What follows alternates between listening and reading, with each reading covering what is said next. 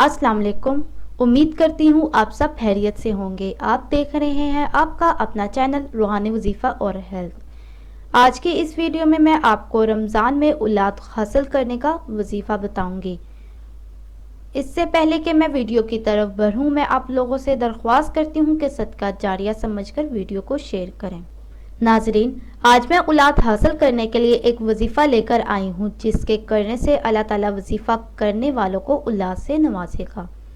एक बात सुनने में आई है कि हमारे वज़ाइफ और दुआ क्यों नहीं कबूल होते। इनकी कबूलियत के लिए चंद शराइत पर अमल करना ज़रूरी है, जैसे नमाजों की पाबंदी करना, किसी का नाजायज़ हक न खाना, सूद से दूर रहना और इसी तरह बुराई से दूर रहना। ये सब चीज़ें शामिल हैं।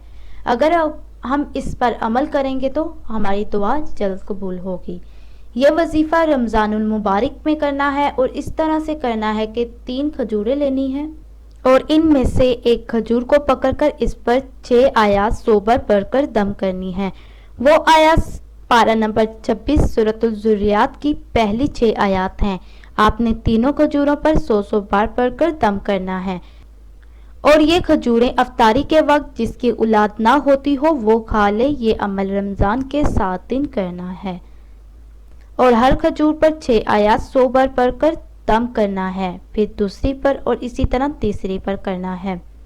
एक दिन में 3 खजूरों पर दम करके खानी है। इंशाल्लाह इस अमल के करने से अल्लाह ताला औलाद की नेमत से नवाजेगा। अल्लाह ताला बहुत रहम करने वाला है। बहुत ही आसान और मुख्तसर सा वजीफ़ा है। खुद भी करें इस वजीफ़े को और जिनकी औलाद नहीं हो रही उनको भी इस वीडियो को शेयर करें। इसी के साथ अल्लाह हाफिज़। दुआ में याद रखना ना भूलिएगा।